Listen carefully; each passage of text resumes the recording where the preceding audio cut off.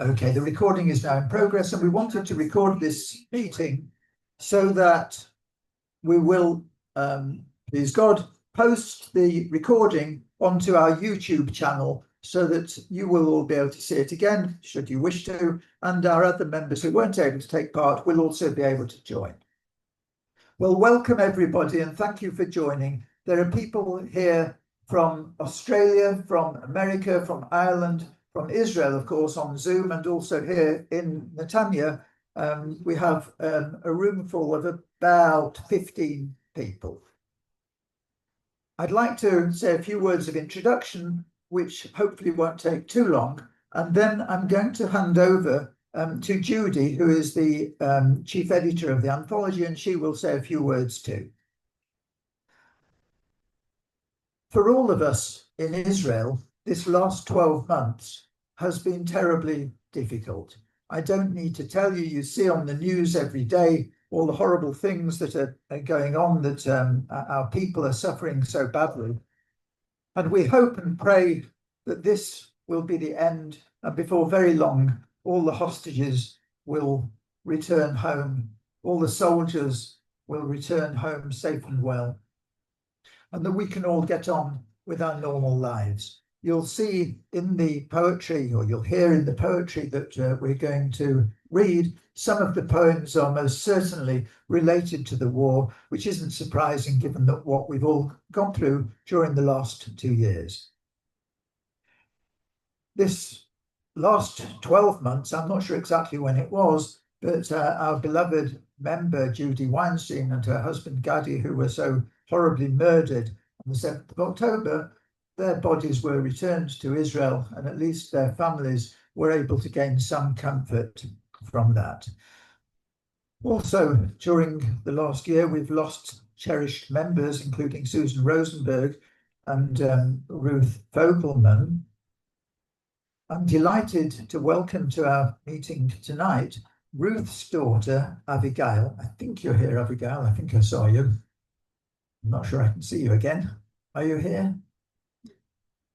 Okay, good, thank you.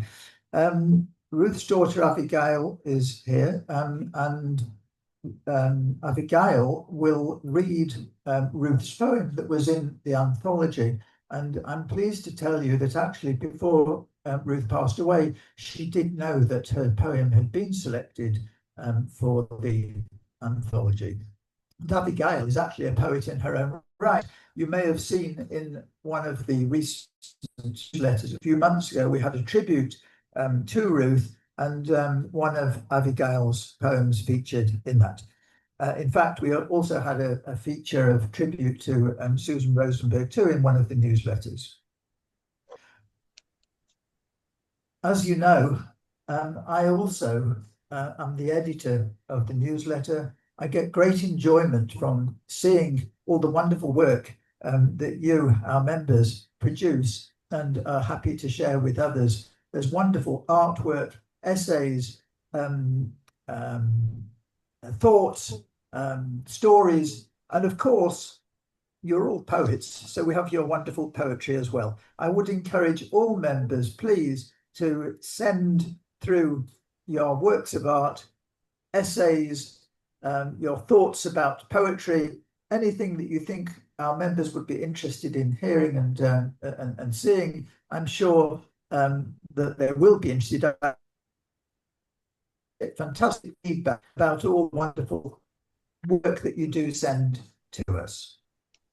The anthology was distributed a few weeks ago, maybe a month ago, and I know that 1 or 2 people haven't yet received their anthology. If you haven't, please drop us a line and we will do whatever we can to get your anthology to you as soon as possible. I would like to thank Janita, our treasurer, who really does such amazing work for us. I think she must work through the night, because I've never ever had an email from her during the day, always at night. She works ever so hard on behalf of us all. She took on the job of distributing the anthology, and really we owe her a great debt in all the work that she does for us.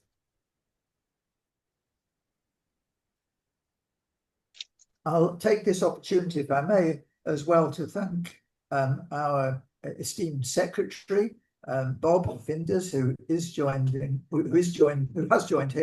this session this evening. I don't know if you're able to hear, Bob, but everybody in the room has given you a round of applause. I'm not sure whether you heard that, but I hope you did. Our membership coordinator, who unfortunately can't join us this evening, but I do want to say a great thank you to him. He isn't entirely well at the moment, Yochanan, and we all wish him a refuah shlema. We hope he's better very quickly.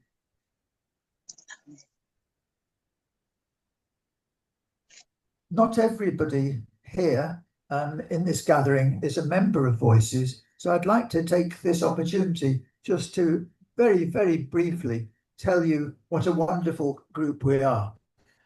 We are, without doubt, the primary group in Israel of poets in English. We have monthly meetings, both on the internet and face-to-face, to review each other's poems. And the poems are reviewed in a very, very friendly way. Everybody is very constructive. If you don't take part in one of those meetings, I encourage everybody to get in touch with me and to take the opportunity to join in with one of the review meetings. We produce a monthly newsletter, which you will all see as members. And for those of you who are not members, you can look on our website, which is called voicesisrael.com. And most of the newsletter is, or half of the newsletter is available on the internet. The other half is the poetry of members that is not yet published and is not distributed, not included on the internet. But please take a look at our website. We produce a beautiful anthology each year, and that's what we're here to talk about this evening. This is the anthology. It's a lovely book, something that we can be truly proud of, and we'll hear more about it from our editor, our chief editor, Judy, in just a few moments. We have workshops periodically through the year. Some of the workshops are face-to-face workshops. We had one earlier this month in Haifa. We also have workshops and poetry readings on the internet. We had one last month with Baruch November, a poetry reading from his new book. And we had a workshop on the internet given at very short notice by Anne Bardov, who is also here tonight. The workshops are fantastically, everything is very well prepared, very informative, and we get the opportunity to write poems there and then, and to then go home and polish them up a bit, and before too long we produce a chapbook of poetry. We're more than just the internet, the poetry meetings, the workshops. We're actually one very big and very happy family. I have been a member of Voices now for a few years, and I can honestly say that everybody that I have met, it's been such a pleasure to meet you. You're all such interesting people. And more than that, you're very, very nice people. A pleasure to meet you, a pleasure to be with you. And I feel very lucky, together with my wife, who's also a member, to be able to be part of this wonderful organisation, this wonderful family. We're here today to launch the anthology, and I must pay special tribute to Judy, our new chief editor. She stood down as president of Voices just over a year ago, and instead of taking a rest, she immediately took on the arduous task of taking over from Dina, who had been the editor for many years before. It's a big job. There's a lot of work. There's a lot of administration to do. There's a lot of production work. There's a lot of judging, editing. And to do that work really is a major task. And we thank you, Judy, enormously for doing all that work. Thanks also to Deborah Golden, who is here, to Avril Mialam, who's connected on Zoom, and to Ilana Wolf, who unfortunately wasn't able to participate. I think she's actually travelling to Israel today. They have been involved in the judging of the poems for the anthology, a lot of work for them, and we thank them indeed. And Debbie Golden also has taken on a big role in the proofreading of the anthology. Thank you, Debbie, who is here as well. I'd now like to pass on. I'd like to pass on now the microphone to Judy, who will say a few words. But on your behalf, I'd like to take this opportunity to present to Judy a small token of our appreciation. And Judy, it's a token. We hope you'll manage to find a lovely poetry book to purchase with it, or whatever else you would like to do.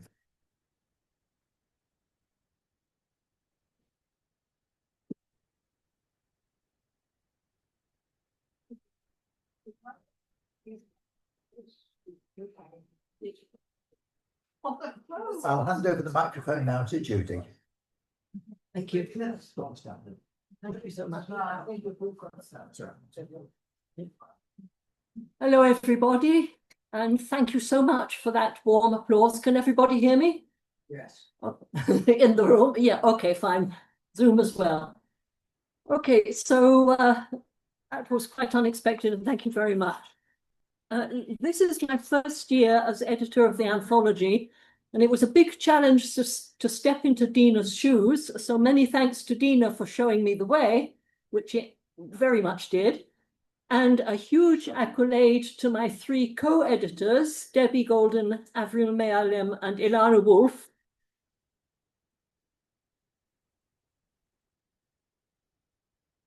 who did a really great job of reading and deciding about the poems as they came in, so that we didn't have too much work to do at the end of the submission period, even though, as expected, there was a rush of submissions as the deadline approached. Thanks also to Debbie, as Julian has said, for doing the final proofreading, which is an arduous but really necessary task. Okay. It's amazing. Please, people, can we? It's amazing how many tiny formatting errors and even typos slip past both my and the poet's eyes, leaving it up to Debbie to fish them out. And if anyone has noticed that there was one that got left in, yes, we do know. Okay. Okay. About 80 more poems were submitted this year than in either of the last two. Would you please hold on a moment? Which is mine?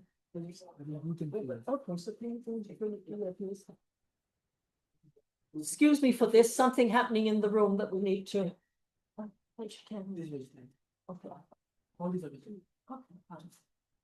Okay, sorry, here we go again. I apologize for the fact that the refreshments came into the room a lot later than they should have, so everybody at the moment is busy eating when they should have done that an hour ago, but some things are not up to us. Okay, about 80 more poems were submitted this year than in either of the last two.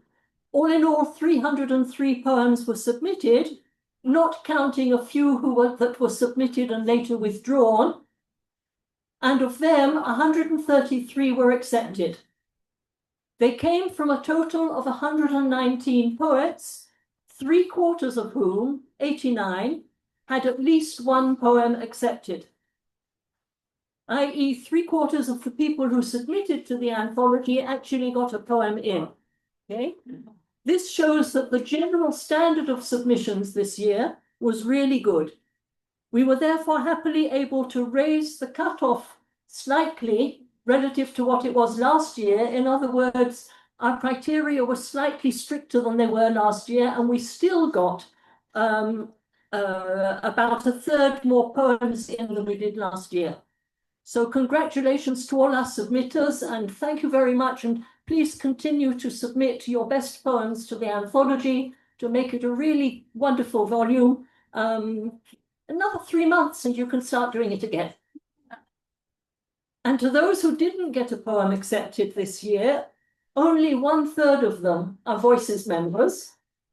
Our commiseration, but in just 3 months, you can polish your best poems and try again. Now, like Dina did, I think it's really important to make our anthology a high-quality publication that can hold its own with all the others out there, and that attracts entries from people everywhere, whether or not they're Jewish. Of course, most of the submitters, whether or not Voices members, are Jewish, but some aren't. And the subject matter, as you know, isn't limited to Jewish or Israeli subjects. And I think we can all be proud to know that we have such a wide variety of submitters and subjects. And talking of subjects, Dina arranged the poem by theme and aimed for a logical progression of poems from start to finish within each theme and from one theme to another. I've always admired how well she did this. And I think, I hope we've managed to as smooth a progression as she achieved, and that you are all enjoying the result. An anthology compiled in times of war, even with no restrictions on theme, will inevitably contain a large number of war poems, and so it is with ours. All the same, I think there's such a breadth of subjects here and such a variety of treatments that all of us can take pleasure in reading it. Some of these poems moved me to tears. Some made me laugh, thank you, Pesach. Some aroused envy, a wish that I had written that poem or that I would be capable of writing such a poem. And surely that's the highest accolade that one poet can give another. A few words about the cover. It's our usual practice to choose as cover a picture or a photo or a piece of art from one of our own members, which illustrates something Israeli. A landscape, a view, a detail of nature, a building. And I thought that Malka Kelter's painting of an ancient olive tree, which had appeared in the newsletter a few months before, was beautifully representative of Israel. So thank you, Malka, for allowing me to use it. Finally, I selected 2 poems that I thought perfect to open and to close the anthology. Eli Ben-Joseph's Shores of Western Galilee, with its message of keeping life normal even in these times of war, and Anne Baldov's Picnic on Vesuvius, with its forewarning of upheavals to come and suggestions that if you want to live a normal life, you need to ignore them. These 2 poems circle around each other like the proverbial snake biting its own tail. And within that circle lies the whole of our anthology. So I'm now going to hand back to Julian to call on the poets to read. Thank you, everybody.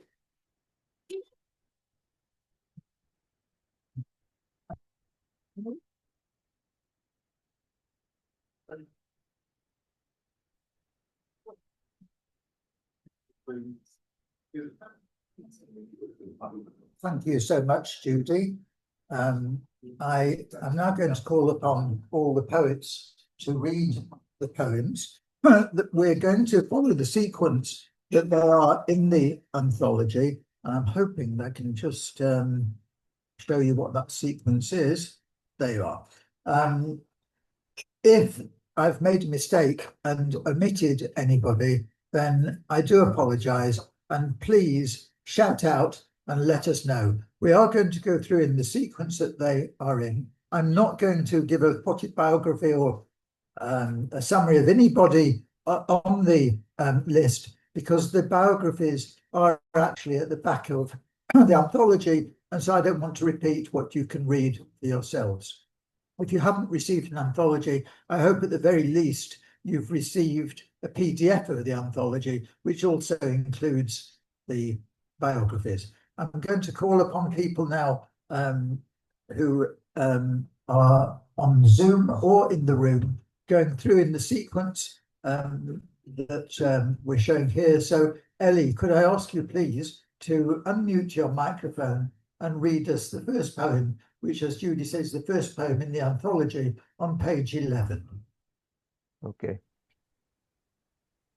Shores of Western Galilee Winter. Ellie, Ellie, just a moment, please. We're barely hearing you. I'm going to try to turn up the speaker here. What about now? That's much better. Thank you. Okay. I'll hold my microphone next to my mouth. Thank you. Shores of Western Galilee, winter 2024. The sea sends little breakers. The shoreline keeps its coves. The sun's rays ripple round the rocks, and further up the Lebanon, they fade on the horizon, where border boulders, huge and gray, feign tranquility. Look, sweetheart, at our feet, the waves toss conch shells and sea-worn bits of colored glass onto the sandy beach, then take the prizes back with jeering regularity. Long ago, Jeremiah cried out, thieving priests and hollow kings would bring the Lord's wrath, and foreign invaders burn our fields and trees, disperse or bear us off, and break our temple stones. But belief was steel, renewal held sway. We Israelites in caravans came back. Faith found a new day and held us in her mothering arms, within and out, over and over, escaping even ovens libel lit. Our people fell but rose. Today, patrol boats guard our coast, and howitzers return enemy fire as mere whitecaps hit the beach. Dear, let us shield our love and keep watch on family and friend. For despite the porches on our tree-lined streets, our homes and businesses that seem so usual, tunnels hide sly battle tools around our edges, and enemies hold even toddlers hostage while we take our walk along the shore and go about our normal ways beneath the swoop of taloned war.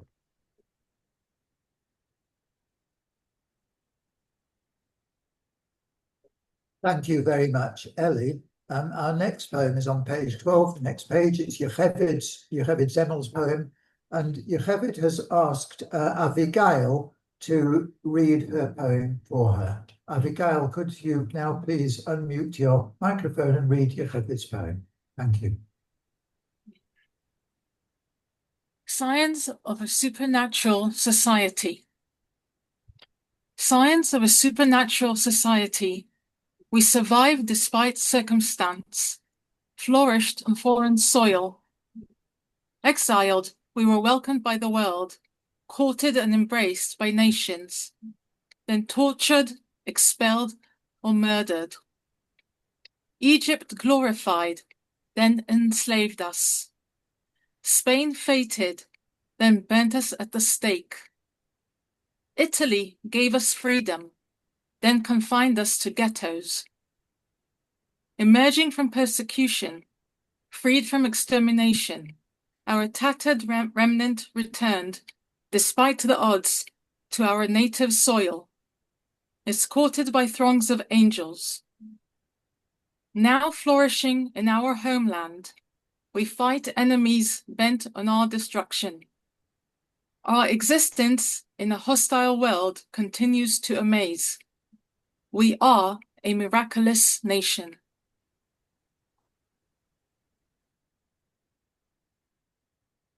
Thank you, Abigail, and thank you, Yocheved. Our next poem is from Michelle Crook from the United States. Did I say that correctly, Michelle? It's actually Michael. Oh, I'm sorry. I am sorry. But it looks like Michelle. Okay. I do apologize. No problem. Thank you for clarifying. You're in the United States, I think, and your poem is on page 13. So if you would read your poem for us, we'll be delighted. Thank you. My pleasure. And this poem does come with a trigger warning. Bleeding out. My eyes burn. I singe in the flames that consumed peace, in kibbutzim and amity dances, helplessly replaying the glee that zooms away with its harvest, humiliated and disfigured, and bleeding out the optimism that whirled at 120 beats per minute of conciliation. Holes bored through safe houses where blood-stained cribs rock in the October breeze that enters through the shattered windows. Flee among the braided fields, cut down like in the plains of Europe. And the least secret of all weapons is that much of the world hardly gasps.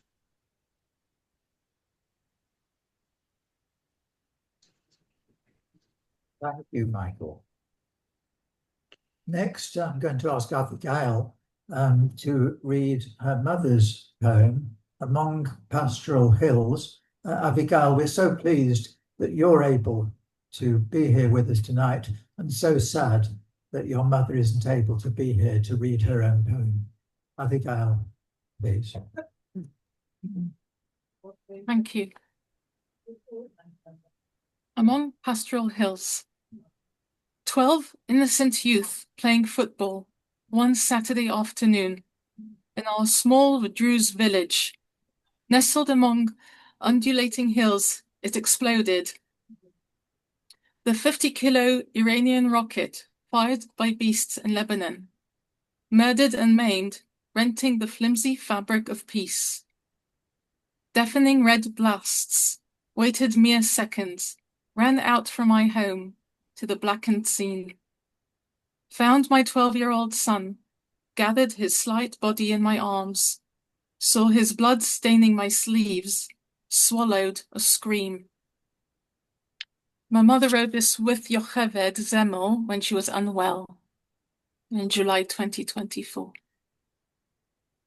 Abigail, thank you so much for reading for us. I don't imagine it was so easy for you, but we do thank you very much.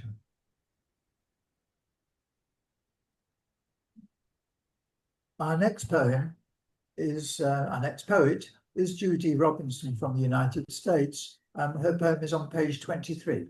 Judy, are you there? Do you unmute Yes. the microphone? Thank you. Yes, can you hear me? Yes, we can. All right. Thank you.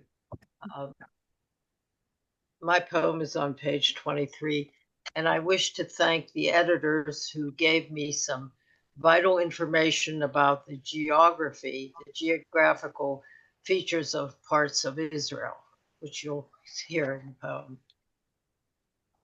For Shlomo ben Nun, born 2000, died 2023. Maybe if he was not so handsome, so smoothly muscled, so clear-eyed and beaming like a golden god had blessed him. Maybe because his skin was clear, not tattooed with blue numbers, and the hair on his head was dark and wavy, not shaved bald and deloused. Maybe if he was not so strong, lean and supple, so bursting with being. Maybe if he did not smile like joy is beginning and good luck is beckoning, and much more is ahead and just around the next sparkling dawn. Maybe because he will never be part of the filthy soil or the burnt refuse of Europe, but is buried in the rocky soil of Modein, homeland of the Maccabees, his people. I must accept the shock of new sorrow, resist again the compulsion to scream, and never stop screaming at the millions and millions, the mountains of corpses, the numbers that numb, the never-ending, senseless loathing of my people. Thank you and love to all. Thank you. Next on the list is Idit. She is here in the room with us. Her poem is on page 26. Idit, could you come up to the microphone to read?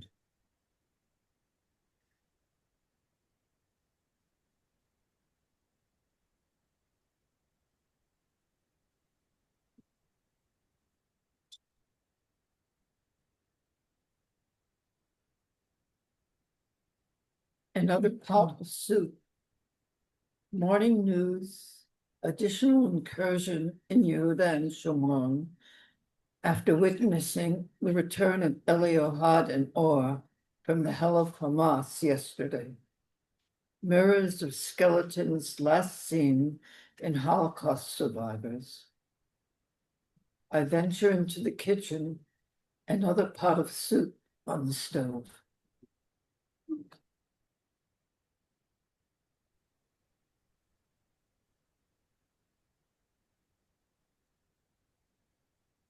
Thank you, Edith.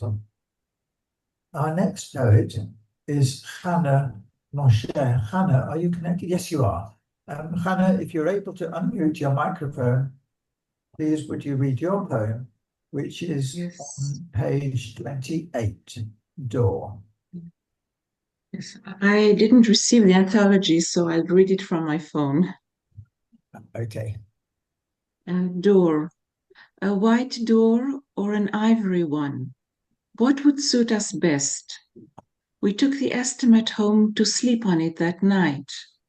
The news reported the Northerners lost their walls, ceilings, family photo albums, routine to Hezbollah missiles. How privileged we are to be in the predicament of choosing a door for our intact home.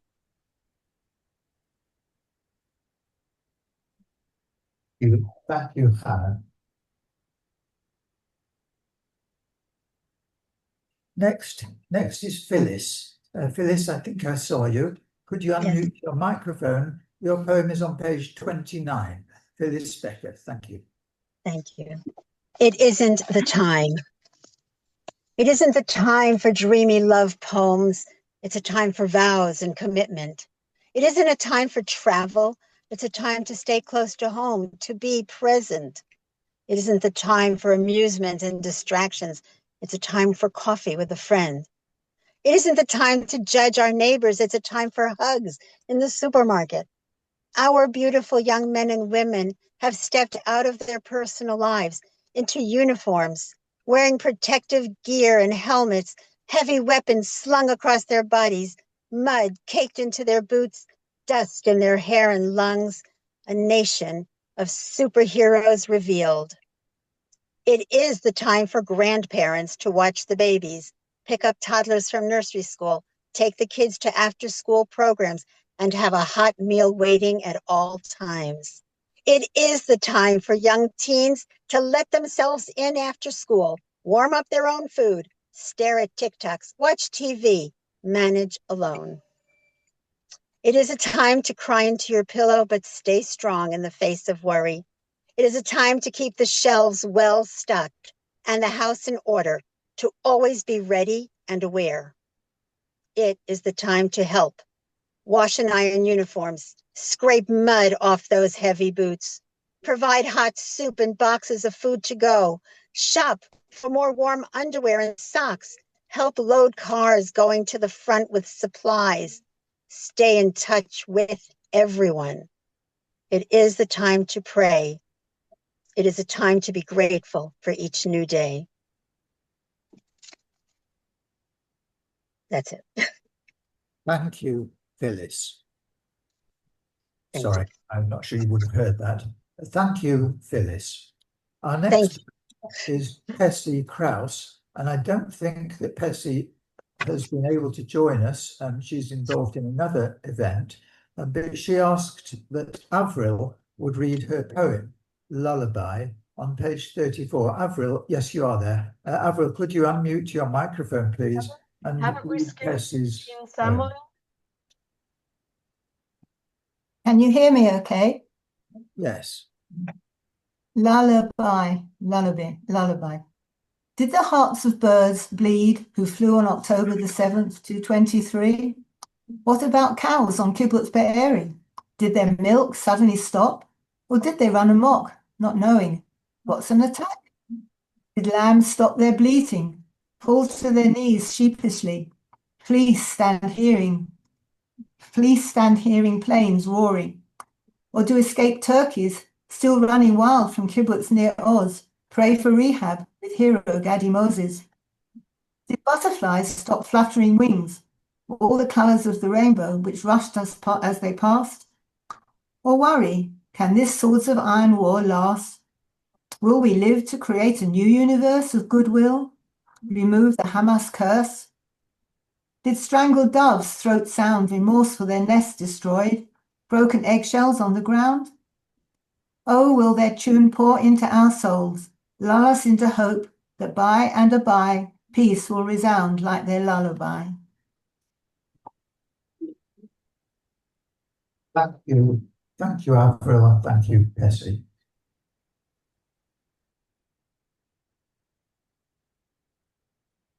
Beth, are you there, Beth? Is Beth here? Beth, are you there? Yes, You yes, are. I'm here. Great. I got a little confused with the timing. I'm sorry I'm late in. That's Doing okay, no problem. Beth, your poem is on page 50, Israel in Greenland. Please, Yes, we're looking forward to hearing it. Thank you. thank you. It's so good. Boker Tov Havarim. It's so good to be here. There was a lot of talk in the US. Can you hear me? Okay, about America taking over Greenland, and it brought to mind an article I read in the Forward magazine several years ago. And I'm going to read that as the epigram to begin the poem. Kilak Anorak Strauss, an Inuit Jewish woman from northern Canada, argued that seals, a staple of Inuit diets and traditions, can be considered kosher. That's from the Forward, May 27th, 2018. Here's the poem. Israel in Greenland. Our rabbi says Hashem never makes a mistake. But I believe God does have one fault, a poor sense of direction. He must have gotten confused over east-west, north-south, placing the promised land in the middle of deserts, tribal enmity, and the sword. Greenland would have been a better choice. Asian tribes crossed the Bering Straits to North America some 20,000 years ago. When the ice froze in the Strait of Thule, the Inuit people migrated to Greenland, established a homeland without war or conquest. Abraham, the father of monotheism, born about 2000 BCE according to our Old Testament estimates, might have been chosen from among the Inuit elders to be the first Jew. Why not? The timing was right. There are mountains, too, where Moses could have heard the word of God, received the Ten Commandments. Gunbjorn, for one, near the Greenland coast, 12,120 feet high, just right for the job. Moses might have made the ascent and descent twice here, too, since the Israelite Inuit couldn't resist worshiping their animal gods either, especially when Moses' back was turned. Wandering into Greenland across the Strait of Thule would be the Israelites' Passover. The Seder, minus the 400 years of slavery, wicked Pharaoh's refusal to let them go.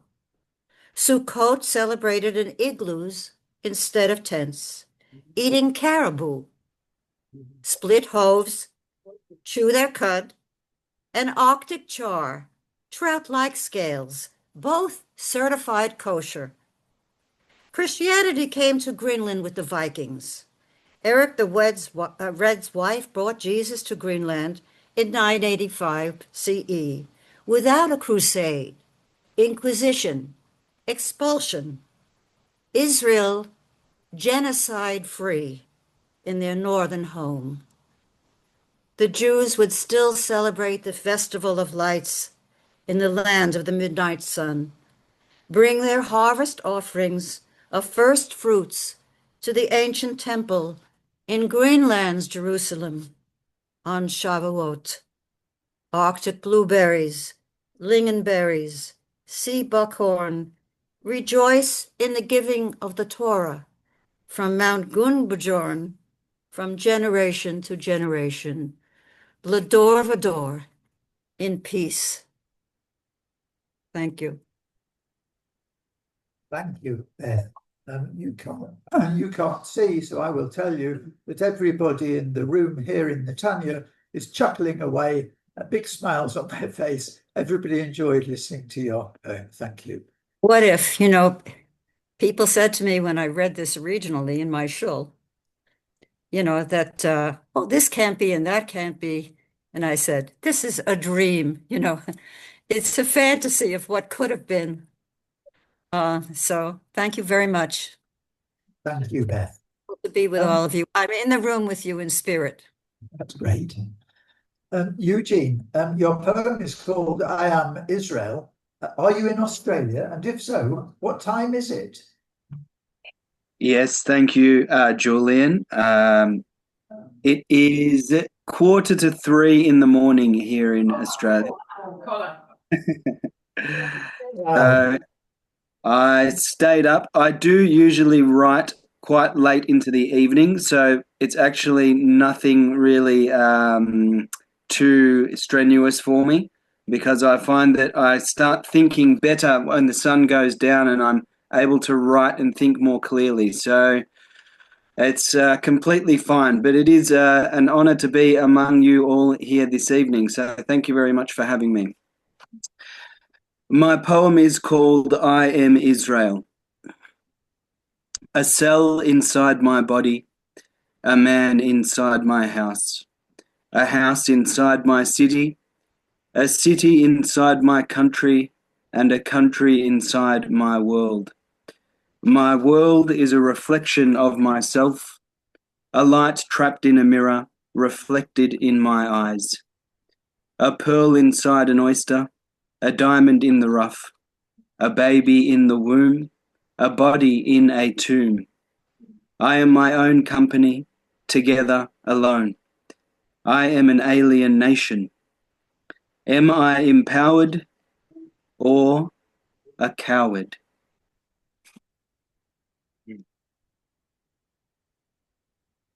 Thank you, Eugene. Your poem was I Am Israel. We hope to see you here in Israel before too long.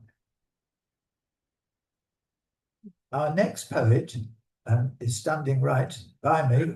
I would like to introduce Pesach Rotem, who is searching for an answer. I'm not sure what the question is. It's on page 58, and you'll find out in just a moment.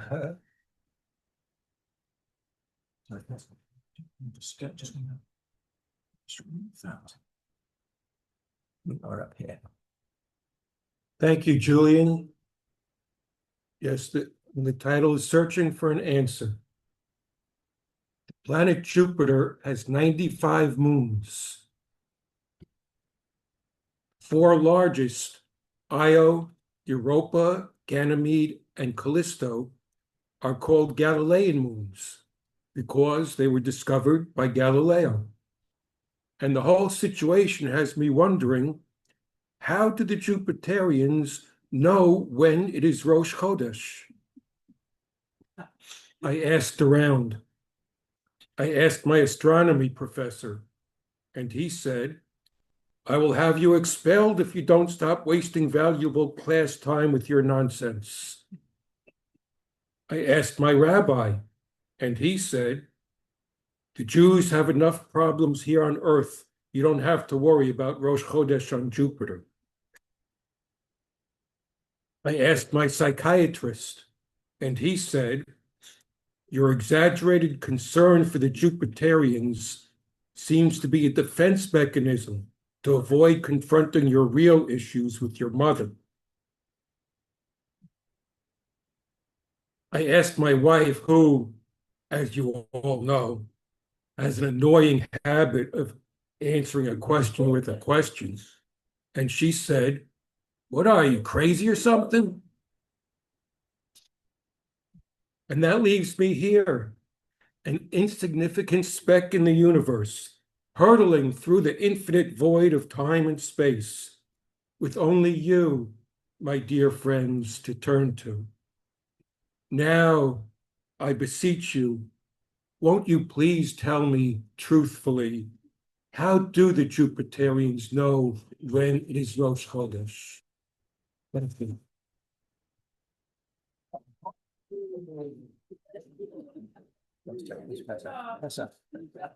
Tessa.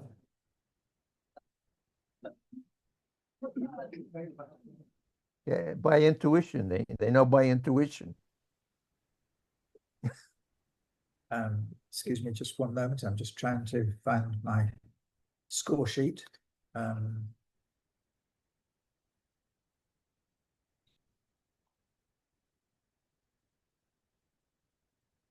Let's see. Excuse me, just one moment, please, while I look for the. Can somebody help me? How do I minimize this screen?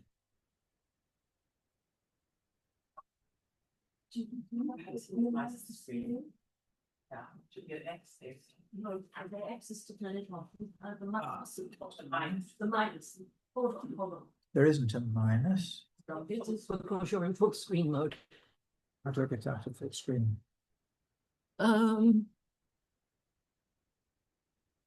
You exit full screen. And now you have a minus. Do you want to click it? No. No, sorry. That one makes it full Yeah. screen. Thank you. If you tap the square, it will be less than full. Yeah, thank you. We've got there now. Thank you, Pessa. Our next poet is Donna, who's going to read her poem Yom Kippur 2024 on page 59 of the anthology. Thank you.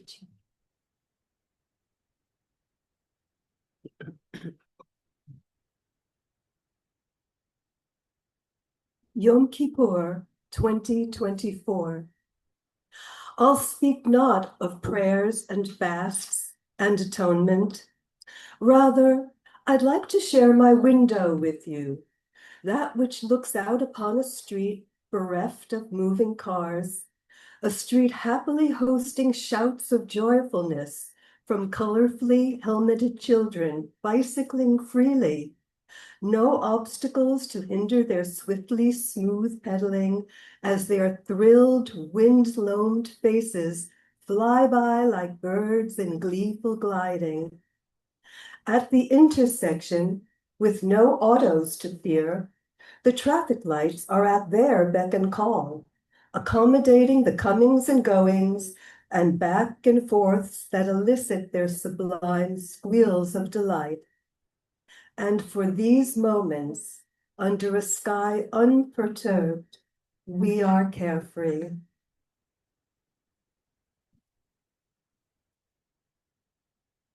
Thank you, Donna. Our next poet is here in the room, in Netanya. She is Louisa. Her poem is on page 64, and Louisa, I'm not sure whether you're going to read your poem from top to bottom or bottom to top, but actually, why don't you read it both ways? And I'm not going to invite anybody else to do that, but Louisa, please would you read your poem to us twice?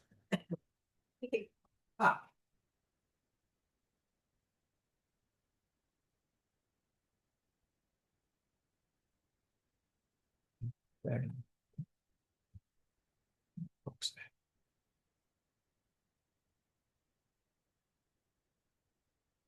Hello, Close to your mouth. can you hear me?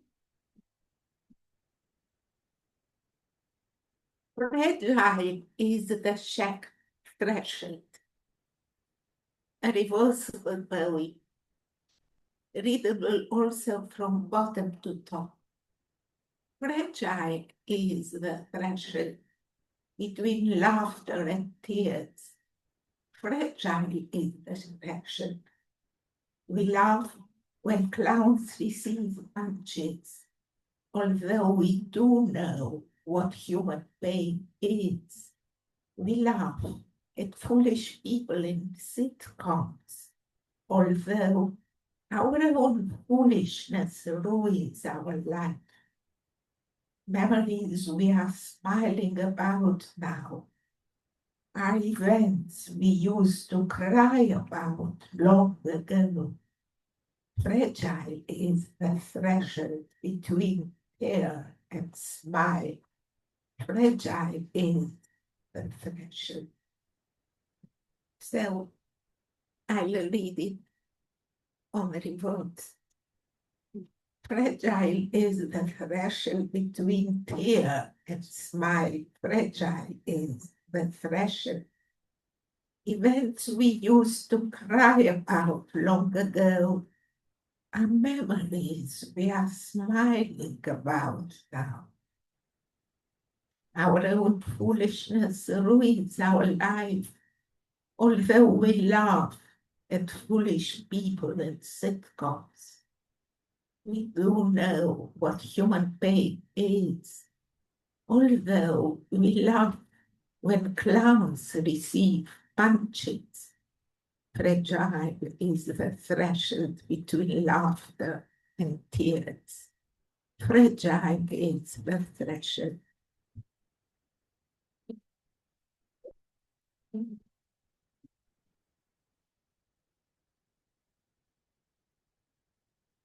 Thank you, Louisa. Next is Ruth. Ruth is in Ireland and her poem is called Rogue Elephant. It's on page 69 of the anthology. Ruth, would you like to unmute your microphone and share your poem with us? Okay, hi. Rogue Elephant. My cup is a painted elephant, lip and handle gold. I drink tea alone. Some glutted passing insult has silenced friend and phone. My boy with wisdom sidesteps the mood's room echo. He dandles agitations, builds instinct out of Lego. I go to work in rose gardens, fondle, crouch and clear. The scent of sensuality hungers through my shears. These temples have indentions where fingertips are sinned, deepest intuitions not heard above the wind. I pretend to think people simpler than they are, too feeble fall impressions, slain below the bar. Soft-haired but animal, these rejected thoughts I own, not crushed but fertilized, not flowers never grown. But For my curiosity, whereabouts in Ireland are you? I'm in Wexford, which is the southeast, down by the sea, down on the way to Cork. Ah, okay. I've been to Cork, I've been to Shannon, but not Well, to... Waterford would be next to me now, so it's the southeast coast. Yeah. Okay, thank you. Thank you.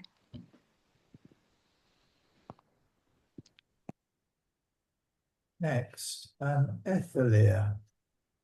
I'm not sure you're here, are you? I'm here. Oh, you are? Oh, great. Absolutely, yes. Wonderful. Your poem is Downtown Misfit. It's on page 70. Okay. Downtown Misfit. People pushing, can you hear me? Yes. Can you hear me? Yes? Yes, we Okay. can. Downtown Misfit. People pushing tired bodies, slouching postures, downcast eyes, worried looks and nervous gestures, tension-pressured humdrum lives. Money matters, business bother, buying, selling to exist. Little details, better bargains, where problems never cease, desist. I, though, pass right through the throng, untrammeled and so smoothly, motion fluid, eyes uplifted, smiling quite profusely. I'm alien to those around with friendly face and peaceful pose. My energies all concentrated on achieving likely goals. Though my purpose doesn't differ in reality from theirs, my attitude makes pleasant what their attitude impairs. My business gets done quickly with a modicum of fuss. I get what I have come for with neither push nor cuss. Then home with satisfaction, having done just what I'd planned, with feelings of accomplishment supplied. To most, downtown's a battleground. They struggle, stress abounds. I find a city colorful, rife with sights and smells and sounds.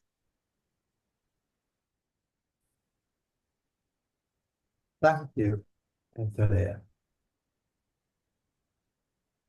Next, it is David Fellerman, who is in the room here in Netanya, a local resident. David, would you like to come up to the microphone, please, and read your poem, Home, which is on page 74 of the anthology.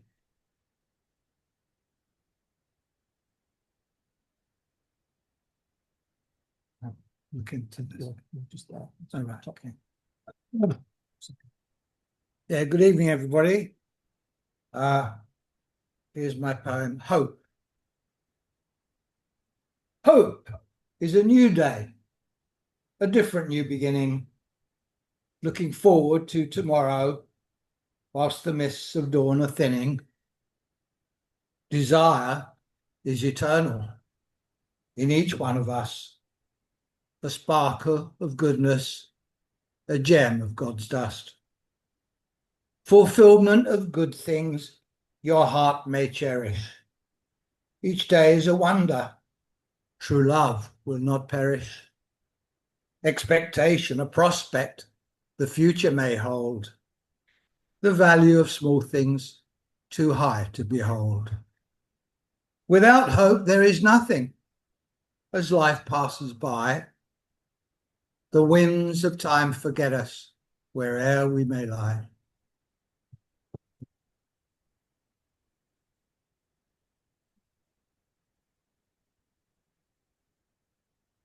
Thank you, David. Our next poet is here in the room in Netanya, but nevertheless he's asked me if I would read his poem for him. The poem is called Eucalyptus, and it's on page 80. Eucalyptus. She looked intently at the tree, head and shoulders above all trees around, its head touching the clouds and its feet close to a full-flowing stream, and she painted. She painted the decorticating bark, flaking like paint in a dilapidated house. She painted the brown and gold trunk, the fresh, living, shiny, bright bark, and she painted the branches with their foliage. She heard the tree singing softly, heard joyful calypso music.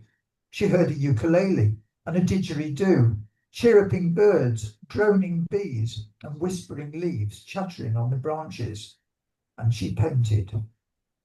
She painted with long brush strokes, the long myrtle leaves hanging downwards. She painted each waxy and glossy green leaf. She painted the music of the tree. She smelt the scent of the tree, the petalless flowers with showy stamens. She painted. She painted the aroma and the soul of the tree. She painted the stream, greens, browns and blues and splashes of white. She painted the breeze. The painting completed in her living room, every day and all night, she heard the music of the eucalyptus, the birds and the bees. She smelt the sweet fragrance of the flowers. She saw the tree swaying in the breeze, and she felt the splashes of the stream as it meandered slowly down the living room wall.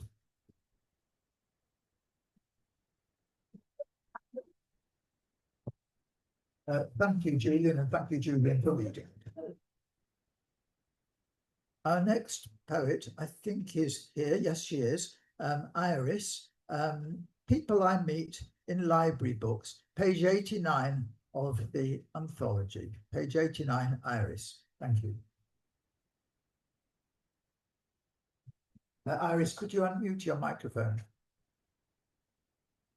Thank you. Now you're unmuted. People I meet in library books. Word sense makers underline the words they don't understand. Vivid when first drawn, the lines grow old with the pages. The initial surprise, indignation perhaps. Why can't the writer use words everybody knows? Fades into resigned puzzlement. At some point, the underlining ceases, and I wonder whether they understand everything by now, or have given up understanding, or, in despair or disgust, given up reading altogether because of words such as evil or filth. Sometimes, after many pages, it resumes with increased vigor. Has the reader, after a period of depression or mindless living, come back to life, become penitent?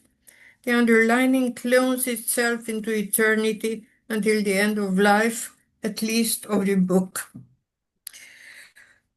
Word fixers take upon themselves to make an old book great again. Where a word is incomplete because of a tear, they restore it. Where an article or a comma is missing, they add it, applying themselves to imitate the font. The page reeks of self-satisfaction, of righteousness, of an if not for me feeling.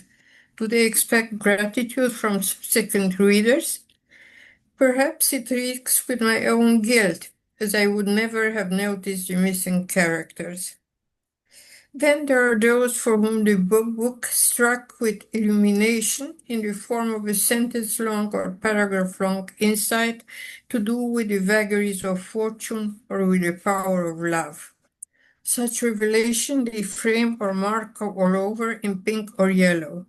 Yes, they sometimes write in the margin and add arrows and more exclamation points. I cannot but be happy for them, for they are a living proof that the effort of reading, literature, and perhaps life are not entirely worthless. Thank you. Thank you, Iris. Our next poet is also in the room here. Her poem, at first when I read it, I thought it was a sad man called Al, but it isn't. I shall let her explain. Wendy, would you like to come to the microphone, please? We're on page 91 of the anthology.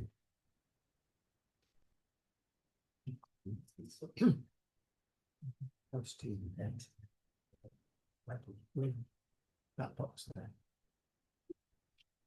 Oh, that one. oh, Is that okay? can you hear me? Leave it close to you now. Can you hear me? If you hold it, that's it'll be fine. Okay. The sadness of AI. Thank you very much. I wrote this because AI, artificial intelligence, has had a great deal of criticism, justifiably, because they pinch some of our sources and use them, and for all other reasons of incorrect information. Anyway, I will explain. I truly regret that AI is in pain. Her good intentions are obviously plain: to help struggling poets find the right analogy. But is that enough for the Voices anthology? AI can sit knitting or drinking her tea when suddenly she gets a call from me. She leaps to my aid and fills in the gaps, finding facts and figures, following the maps.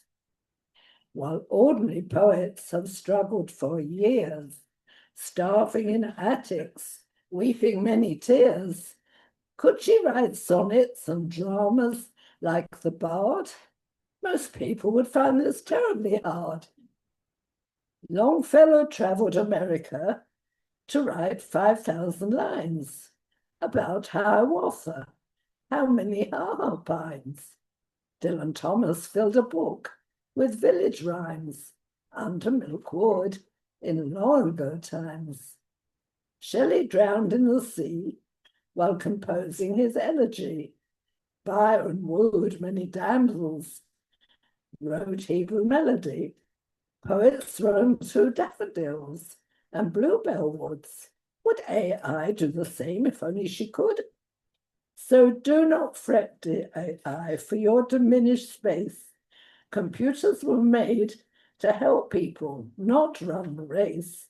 When CAPEX robots tried to control the earth, the world was destroyed. They couldn't give birth. We value your help when we forget a word, the colour of a flower, or the name of a bird. You will survive in the Hall of Fame, but perhaps you should choose the poetic name.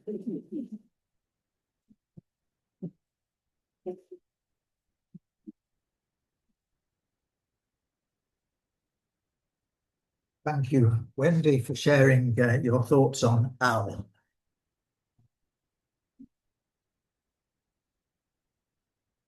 Next, it's Michelle. Michelle, A World of Words, page 92. Could you please unmute your microphone and share your poem with us? This was written in dear memory of my friend Esty, whose modest presence and rich inner world have left their indelible mark. Sitting in a well-worn armchair, cocooned in her rich world of words, she found peace. The air weighed heavy with the woody scent of books, yet at each visit I was lifted light as a feather out of my reality, carried away into the unseen realm of fiction. Books were her air to breathe, her life support, the world of imagination ensuring her grip on reality. Several books were always open, seemingly at random, but each was given its unique due. Novels and poetry, both classic and contemporary, Bronte beside Beckett, Dickens beside Duffy, Atwood and Allende nudging Kafka and Keats, and her love of the natural world also, in volumes about flowers and plants and trees, reflecting the garden she tended so lovingly, an eclectic, colourful selection chosen and set out in her own particular way, emulating the haphazard piles of volumes surrounding her and the singular order of intriguing books on her shelves.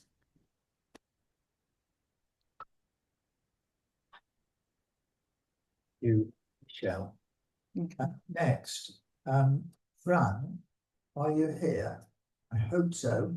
I know you were intending to be here this evening, but you have a sick car. We wish your car a reverse Schlemer and hope that it will be better very soon and you'll be able to be back with us at the next possible opportunity.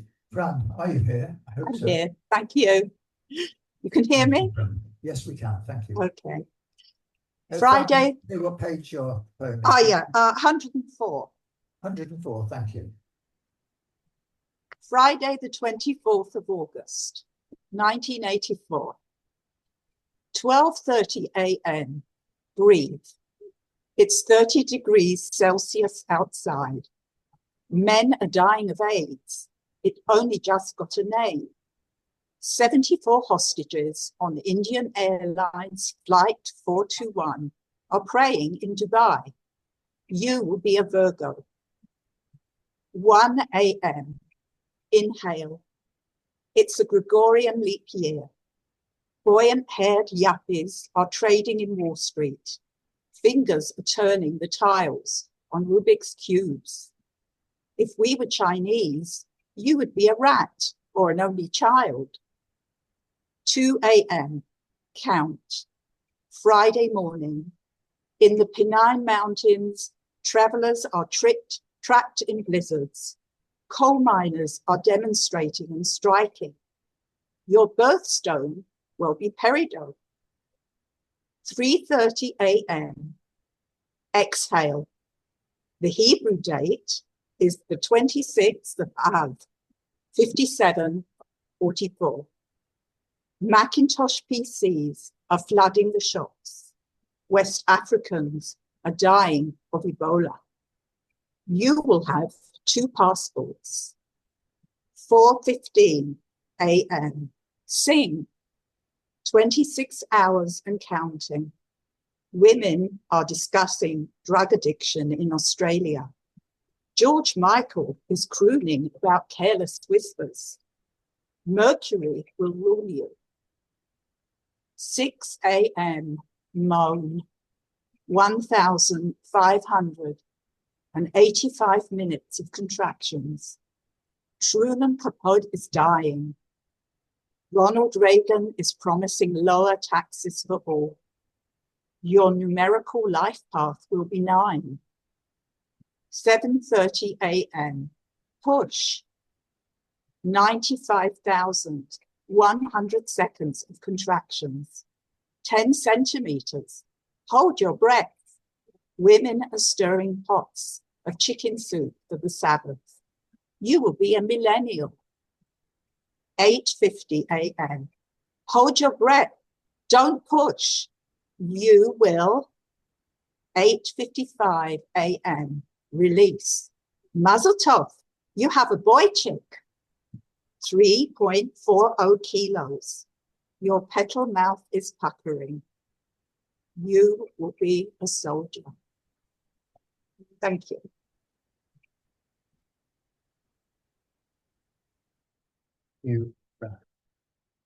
Ira, could I ask you to unmute your microphone?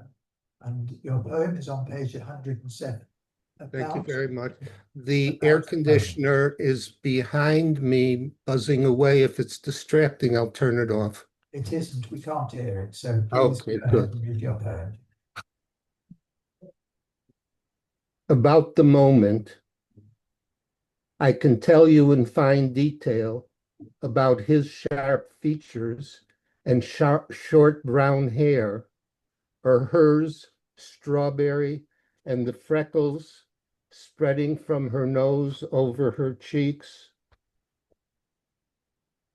But this poem is only about the moment after we passed the car parked on the shoulder, as the mother held her young son and let him pee into the woods. That's the moment. The brown and strawberry couple looked at each other and smiled. It was that moment, so filled with wishes, dreams, and hope, that this poem is about. Thank you.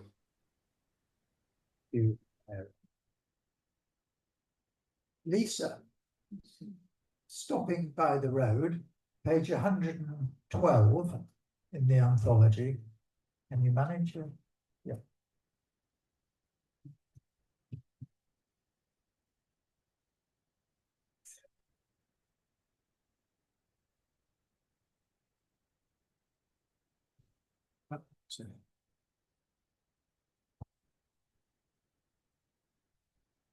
Good evening. Not close to, not very close to. There. This poem is about Kerala, which is in India. Stopping by the road in Kerala. Eagles soar with the seagulls, fighting for a discarded crust of appam or roti.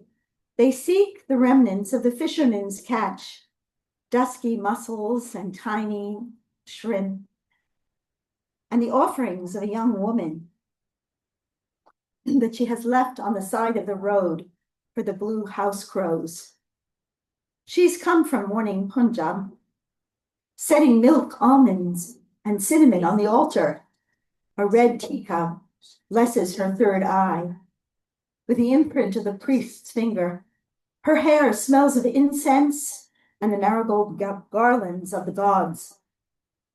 She moves graceful in her sari, milks her cow, steams ground fermented rice to perfect snowballs to cushion the spicy sambar, her knees still cold from kneeling on the stone floor.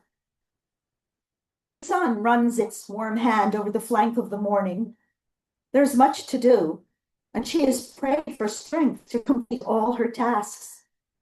She laughs, thinking of her wish that, like Shiva, she too had 6 arms.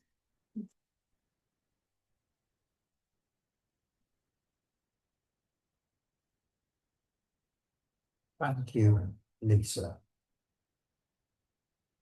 I have made one or two mistakes on the list of poets. If I have missed you out and you were expecting to be included and we've skipped over your page, please do shout and let me know. Lisa, I think those are yours. Our next poet is Miriam. Miriam, are you able to come here to read? Am I right? Miriam is going to read her poem on page 120.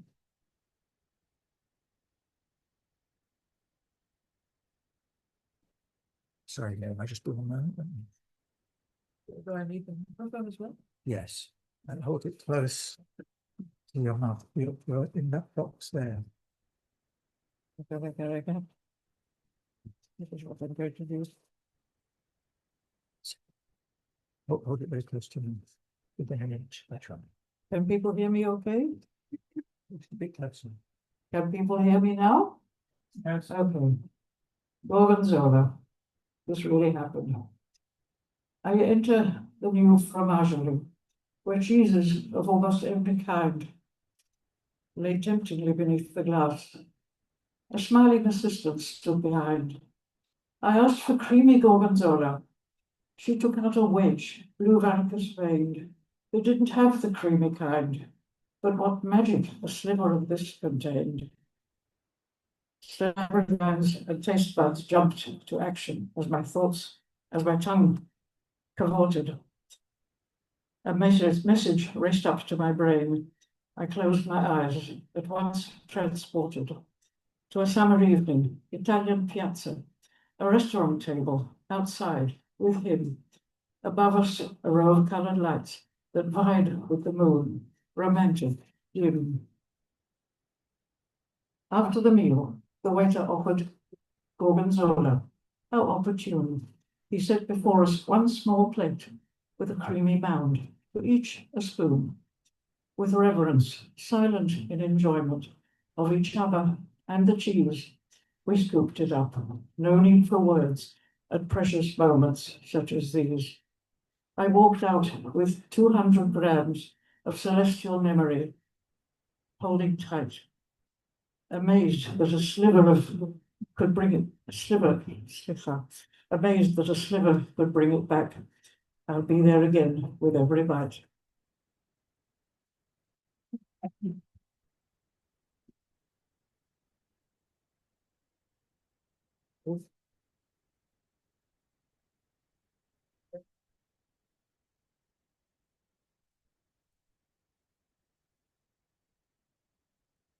Our next poet this evening is Dina, who will read her poem, Second Generation. It's on page 122 in your anthologies.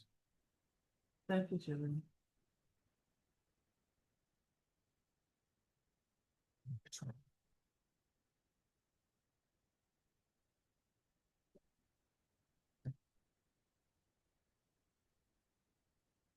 Second Generation. Oily chillant, herring, tam-tams, the smell of must and mothballs, the faded beige curtains in the women's section, Rabbi Ashkenazi crying leider, leider in Yiddish, which none of the kids understood, but all the ladies wept. Leider, leider, sadly, sadly. He was taking them back to the shtetl where they played, to the shtibel where they davened, to home that was once young too, to Shabbos and the golden scent of carrots, celery, and a mother's love. They were the age I am now, but then they seemed to me as worn down as the fur colors on their old winter coats. Only those who had lost and survived stayed in the darkened shul, trying to find their place in the siddur, while we kids ran out to play in the sunny Brooklyn streets during Yizkor.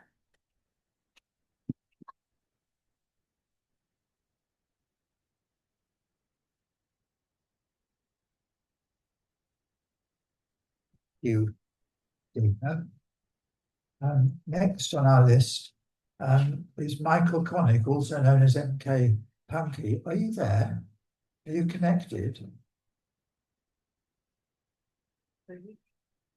I'm not sure if Michael is connected. Michael, if you are, could you unmute your microphone? I don't see you on the list, but could you tell me if you are there, please? Okay, we'll assume you're not. Avril, just for fun, on page 125, could you unmute your microphone, please, and share with us your poem? Just for fun. Do I have to hold back my exuberance of childhood, become a stuffy old grandmother, extinguish my inner fire due to cultural norms? No, I will let go of all my fears of doom, of perceiving the negative, when joy and beauty open their faces in my world, a wonderful world of fun-filled opportunities. I will roll down sand dunes with the grandchildren, lie on a surfboard and zoom shoreward, dance on a deserted beach with a cold wind lashing at my face, my bare feet kicking up spray at the ocean's edge. I will paddle a kayak far out to sea, have faith in myself that I'll find the strength to safely get back to shore. I will continue to sing, dance, laugh, until one day the time will come when my physical body says, no more. Then I will let go with grace and with a heart full of gratitude.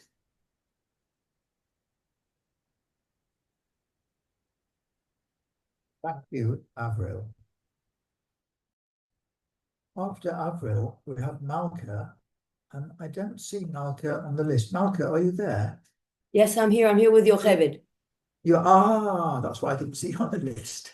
Malka, thank you. Would you please share your poem with us? What page is it on? Page 128. 28. Malka, and thank you. Judy already mentioned that your painting adorns the front of the anthology. It really is very lovely. Thank you. Thank you. I'm honored that you used it for the anthology. If an elder, we go through life without knowing what our fate will be, unaware of how we'll be inscribed for the coming year, suspending disbelief, forgetting that no one lives forever, taking one day at a time, making the best of the years we are given, grateful for the good health we are blessed with, appreciating the miracle of one's body being able to heal itself, praying for complete recovery when faced with medical challenges. But as the hourglass displays the passing sands of time, it becomes impossible to escape the truth. And even if we are blessed with parents who reach a ripe old age, mental faculties intact, understanding what's going on in the world, amazing social skills to share love with family and friends, free from dreaded diseases which plague and cause suffering to many, the body still shows the effects of 15 years, and basic bodily functioning can become an ordeal. My mother has always been young and bright-spirited, spreading laughter and love, sometimes enduring obstacles physical or emotional, always maintaining hope and stamina, believing that tomorrow will be a better day. But now she is in a new stage. The new normal is that she has become old. Any activity is cause for tiredness. Her quality of life has declined. Even her optimistic vision has become clouded. She shares feelings of despair about her condition, talks of reuniting with my deceased father. All I can do is be with her and hold her hand in love. And I just want to let everybody know, in June, she celebrated her 96th birthday. So. Thank you, Malka. Next, Brenda. Is that right? Sorry, Judy. 133. Brenda first, yes. Page 133 in the anthology. Brenda's poem is called Shut.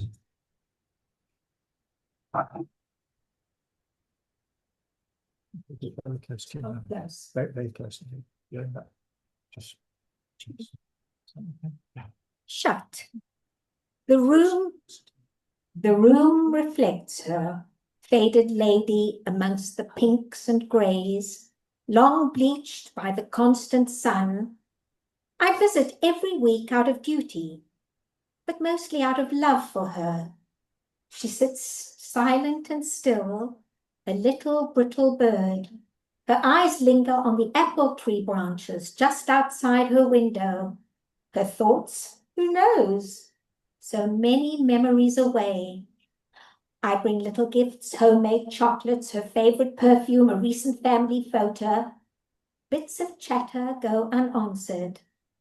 I am alert for any whisper of response, but nothing comes. Until today. Defeated, I fiddled with the radio, hoping that sound would replace the loud silence in the room. In disbelief, I watched her fragility peel away as the velvety sounds of dancing in the dark filled her space. She rose elegantly, nodded coyly as if accepting a request, and began dancing gracefully across the floor, her glittering ballroom. Her face expressed pure delight. Her eyes sparkled. I knew she was dancing with someone in her arms. She coquettishly dipped and swayed, the music a backdrop to the carefree innocence of youth. And then the music stopped. Like a little mouse retreating to the safety of its nest, she padded back to her armchair, settled herself in its pillows, and shut me out.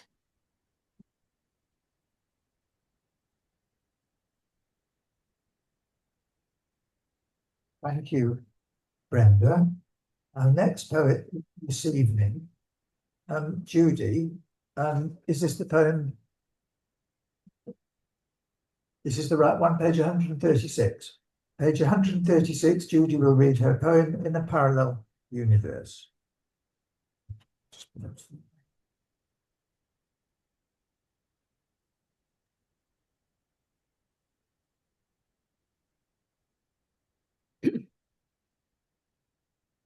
In a parallel universe, in memoriam for my friend Judy Hill. In a parallel universe, you'd still be skiing at Les Diablerets before a gin and tonic in a Swiss chalet, immaculately varnished, old new blend. You'd be twirling a square of toast in a fondue or chatting with others in the bar. Yes, you always found it easy to make friends.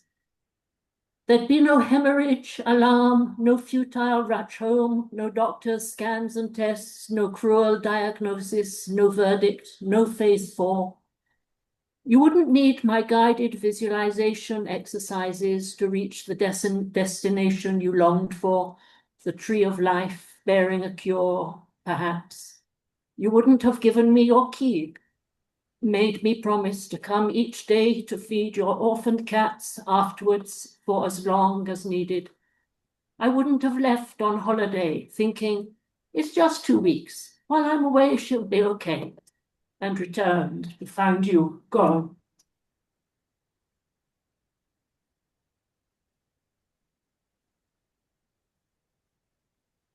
Thank you, Judy. Mark Levinson is the coordinator, the administrator of our special prize, the Reuben Rose Prize competition. That competition is open at the moment, and Mark, at the end of this presentation, when we've finished reading all the poems, perhaps you'll just spend a moment telling everybody about the Reuben Rose Prize.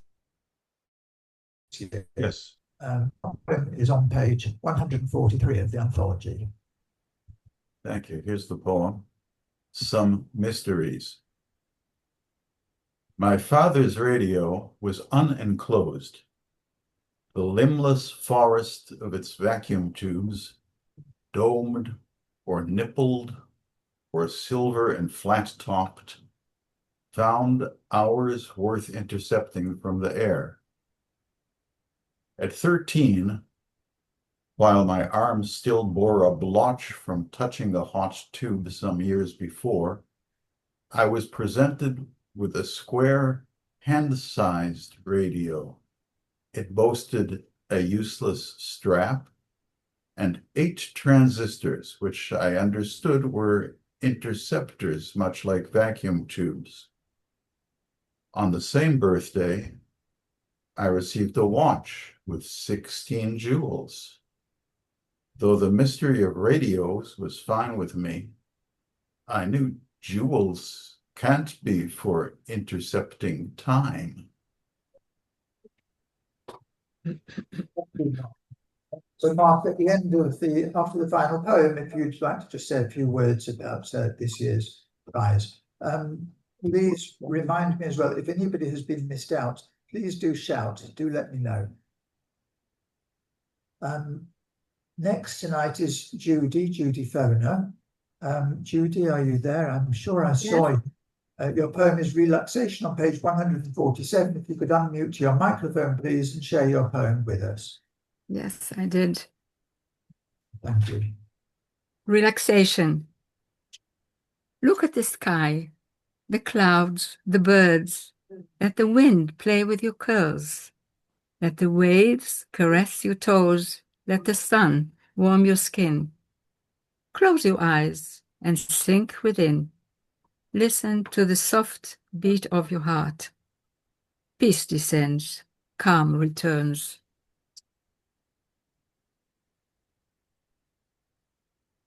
Thank you, Judy.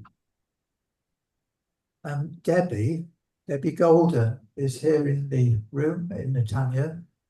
Debbie, would you read your poem Cat? It's on page 151 of the anthology. Thank you.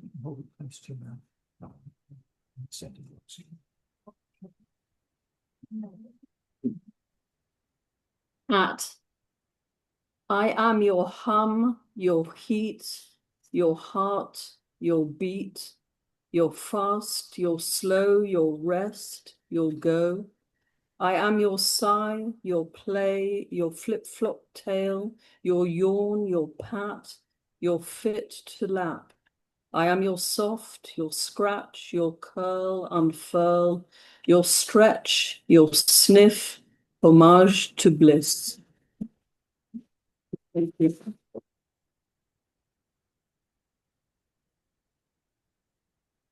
Thank you, Debbie. Next, we have the Shropshire Beast. Sorry, next we have Miriam Alper, who will read her poem, The Shropshire Beast, on page 154. I could be in big trouble. Thank you, you will be. 154.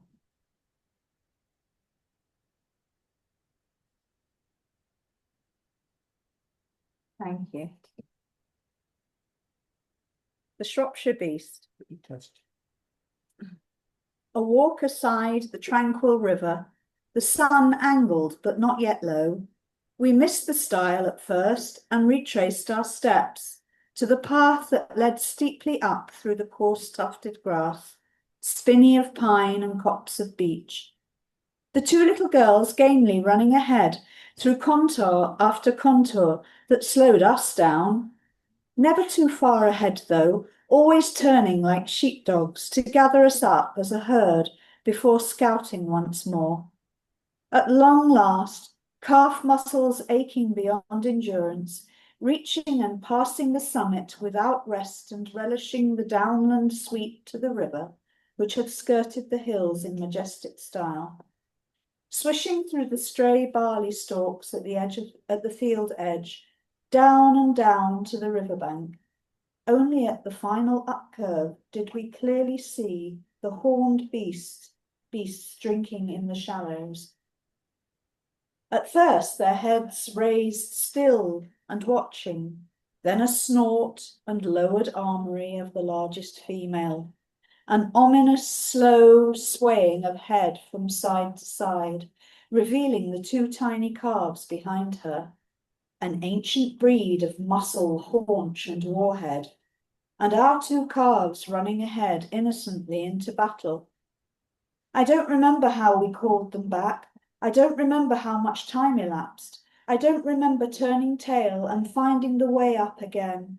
I just remember pumping legs, no breath left, fear and responsibility, pushing our little ones remorselessly up and up and up again, turning like guard dogs to keep the herd at bay.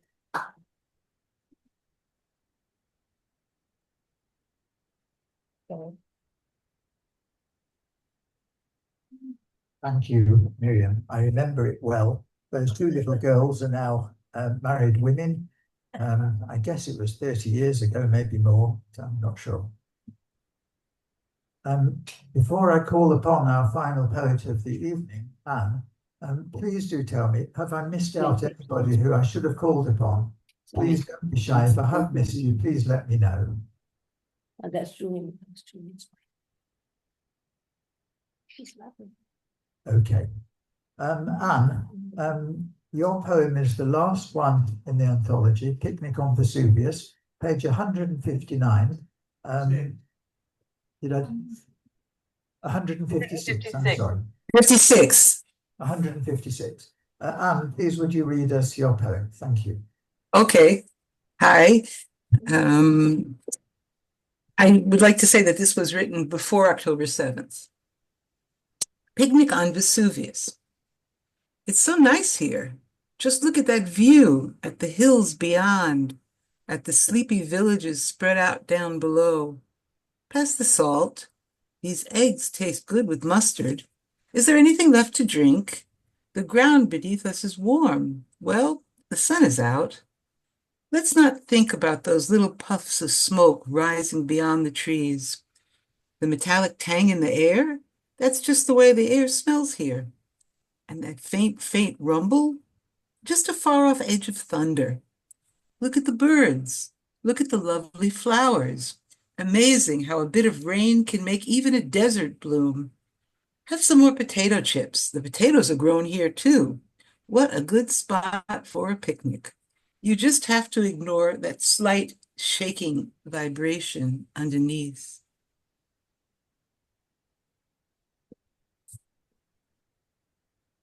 Thank you, Anne, for rounding up our evening of poetry. It really has been a wonderful evening. You're all wonderful, wonderful poets.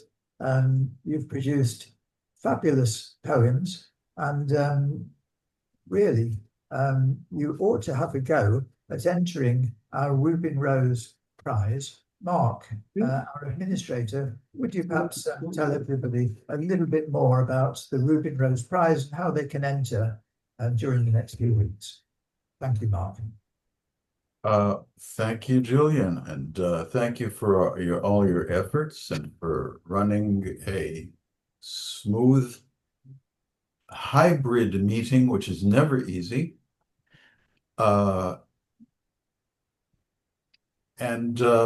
We've also thanked the editor of the anthology and all the publicity, people who work on publicity and all the other things that keep voices going. And there was a time when the person you would thank for all those things was Reuben Rose, who more or less single-handedly ran the organization during its first years. So the contest is in honor of him. Like the anthology, it is open to absolutely everybody. I imagine that the anthology too receives, as the contest does, queries from people who say, but is it okay if I'm not Jewish? Or but is it okay if I write about something else? Of course it is. Now, the the judges for the contest turn over every year. This year,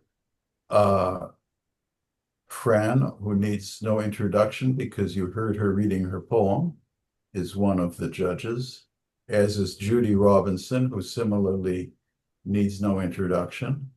And the third judge is Baruch November, who provided the excellent workshop this year, and he's okay too. The deadline is October 15th, and if you're lucky because I have to admit that luck comes into it. There are so many good poems. If you're lucky, you come away with a cash prize. Or if you're a little less lucky, you come away with an honorable mention and you're still immortalized for as long as there were libraries on the planet and as long as there's an internet. And in the worst case, you've contributed a little bit of money to support the organization. $6 to enter a poem, more poems for lower fees proportionately. So I hope everybody enters and may some of the best poems win.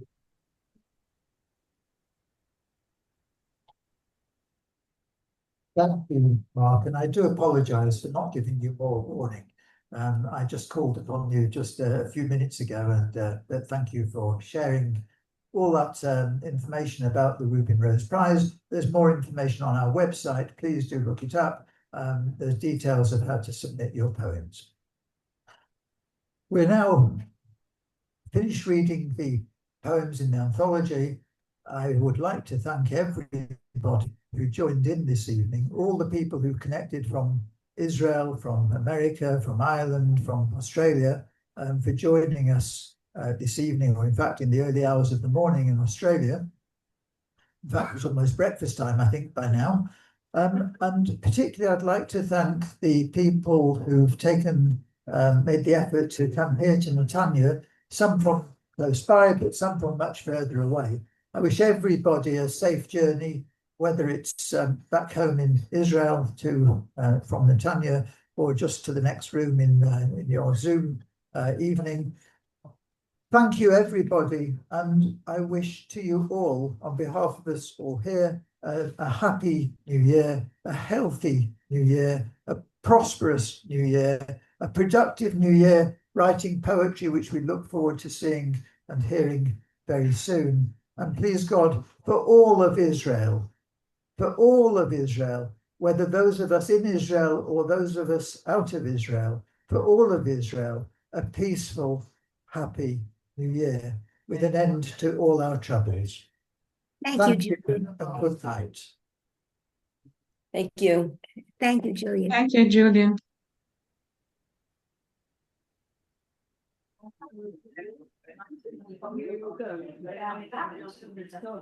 Amen.